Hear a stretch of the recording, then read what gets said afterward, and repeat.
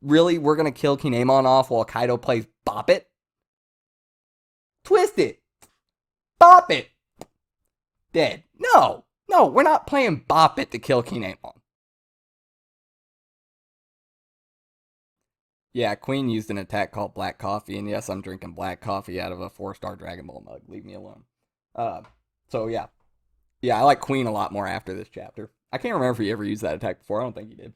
Anyway, how's it going, everybody? Welcome to the channel. I hope you guys enjoyed the video. If you do, don't forget to hit that like and subscribe. Check out the channel for more One Piece content, not just reviews. I also do Jujutsu Kaisen and Kaiju number 8, so if those interest you, great, even more stuff to watch. We're picking up where we left off with Kaido knocking Luffy off, and he tells him, he goes, "You got the coding down, but your technique leaves a lot to be desired," which is good. This makes me happy. I always love it when an author leaves room for growth. What was it? The Gumu Gumu? No?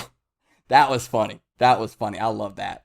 But the most important thing, obviously, that Kaido says that we all know is, seems like you can't be the next Joy Boy either. Or seems like you can't be Joy Boy either. I see a lot of people talking about, how does Kaido know about Joy Boy? Why is this what we're focusing on? He's been a pirate for a long time. He was part of the Rocks crew. He went up against Roger.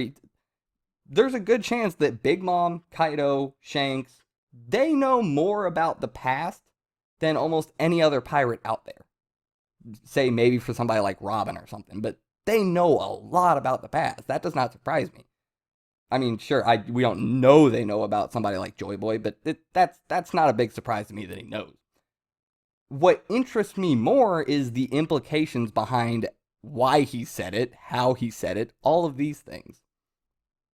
Because you couldn't be Joy Boy either.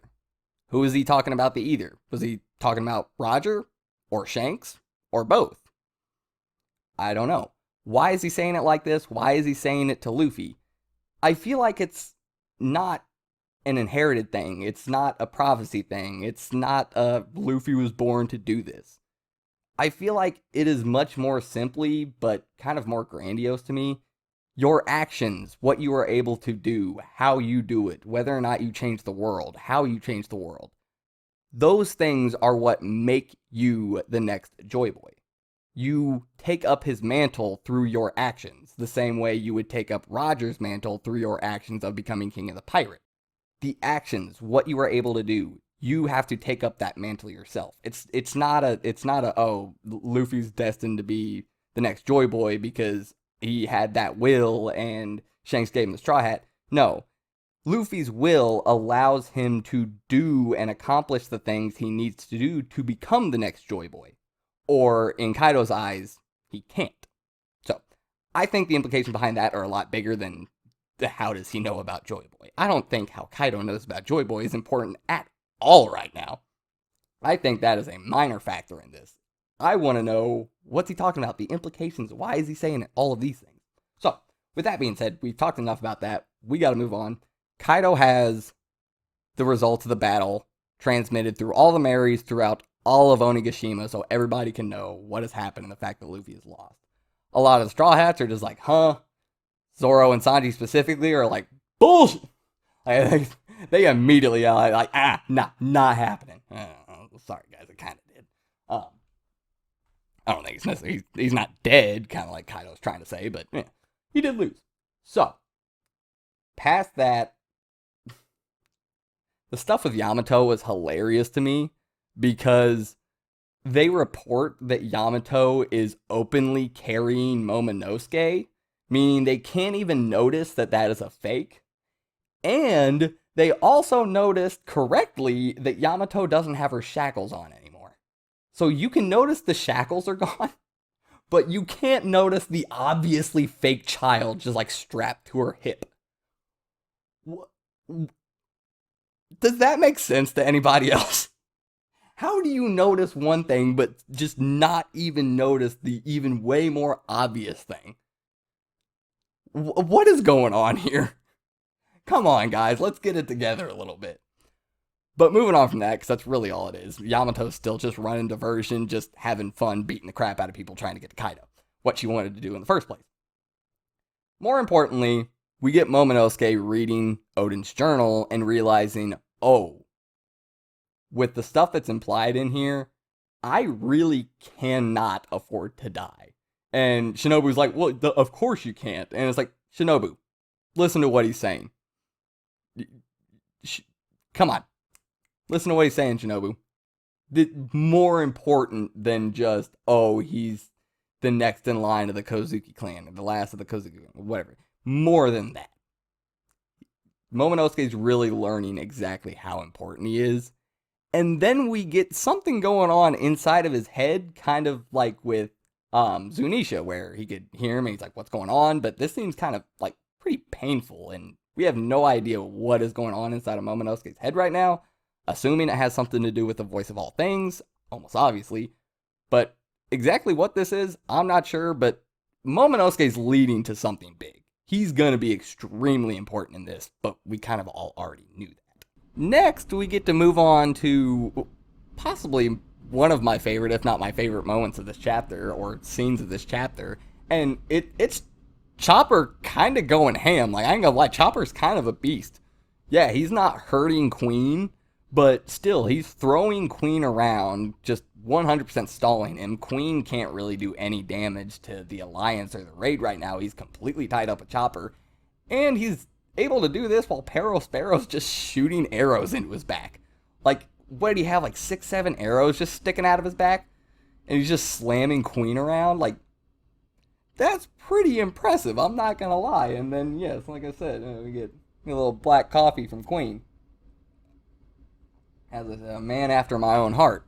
But we get a flashback where Chopper's talking to Caesar Clown, and this was a lot of fun. I enjoyed the peer-to-peer, scientist-to-scientist, doctor-to-doctor conversation here, because while, yes, Chopper hates Caesar Clown for the stuff that he did, they are both very smart when it comes to science, biology, doctrine, all this kind of stuff. So the fact that they would discuss these things makes sense. The fact that Caesar would look at him and be like, bro, what is this? You could do better than this. What? Come on. So, and Caesar even kind of talks him up a little bit. He's like, bro, you're a pirate. Come on. Like, if you're scared, that doesn't matter. Why are you scared? You're a pirate. You got to do stuff like this. Come on, put it out there. Put your neck out there. Do it. Like, come on. And, I mean, I kind of got to agree with Caesar. And I guess Chopper did too, because we learned Chopper can now use Monster Point for 30 minutes. That is insane. Compare that to pre-time skip, especially, but even post-time skip where you can only use it for a few minutes. 30 minutes of Monster Point. That is ridiculous. Chopper is a beast. That is awesome, and I absolutely loved it.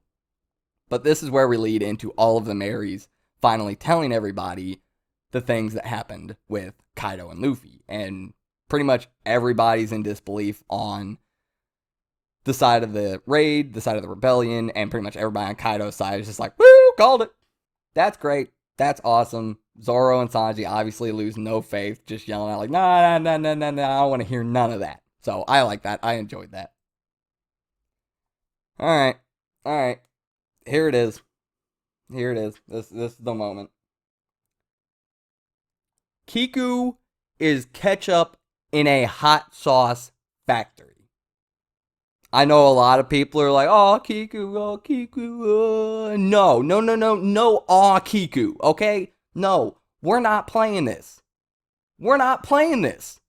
Swing on him. What are you doing, Kiku? Why are you here? What did you tell Kinemon you came here to do?